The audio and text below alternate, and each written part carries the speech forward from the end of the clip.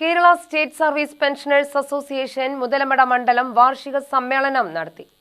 Muthalamada Chulliyar road Janardhanan നഗറിൽ DCC general secretary E. Madhavan ഉദ്ഘാടനം ചെയ്തു.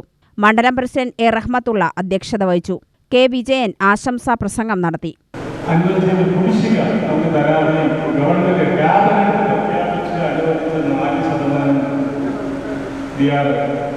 ഒരു മാസത്തെ മാത്രം അനുവദിച്ചുകൊണ്ട് നമ്മുടെ ധനവകുപ്പ് ഉത്തരവിട്ടിരിക്കുന്നു.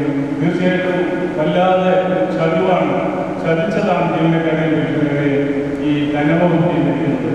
ക്യാബിനറ്റിന് അല്പം കുറവ് സമയത്തിന് ഈ ത്രിതല പഞ്ചായത്ത് തെരഞ്ഞെടുപ്പിനോടനുബന്ധിച്ച് ഉണ്ടായപ്പോൾ അതൊരു വളരെ കടമൂലിപ്പിക്കുന്നതാണ് നിലവുണ്ട്. തീർച്ചയായിട്ടും നമ്മൾ പ്രതികരിക്കേണ്ടിയിരിക്കുന്നു. ഈ തെരഞ്ഞെടുപ്പിൽ സംഘടന ഈ ഗവൺമെന്റിനെതിരെ ശക്തിയുക്തം എതിർപ്പ് പ്രകടിപ്പിച്ച് ഈ ഗവൺമെന്റിനെ മാറ്റുന്നതിന്, സർക്കാരിനെ മാറ്റുന്നതിനുള്ള എല്ലാതര പ്രവർത്തനങ്ങളിലും ഏർപ്പെടണമെന്ന് ഈ സമ്മേളനം ആവശ്യപ്പെടുകയാണ്. ഈ സമ്മേളനം പൂർത്തിയാകുന്നതോടുകൂടി അല്ലെങ്കിൽ സംഘടനയുടെ നിയോജക ജില്ലാ സംസ്ഥാന സമ്മേളനങ്ങൾ പൂർത്തിയാകുന്നതോടുകൂടി ഈ ഗവൺമെന്റിന്റെ പതനം നമ്മൾ നടത്തിയിരിക്കും. ഈ ഗവൺമെന്റ് വെച്ച് മുന്നോട്ട് പോകാൻ കഴിയില്ല. നമ്മുടെ ആരോഗ്യം കുറിച്ച് തരുന്നത് നമ്മൾ സമയത്തേക്ക് ഉണ്ടാവണം എന്ന് ഉറപ്പുവെക്കെ ഈ സമ്മേളനം പ്രഖ്യാപിക്കുകയാണ്. യു. ഹനീഫ, എ. മോഹൻ, വിശ്വനാഥൻ, സിജോയ്, ലത മേനോൻ, സഫിയ എന്നിവർ സംസാരിച്ചു.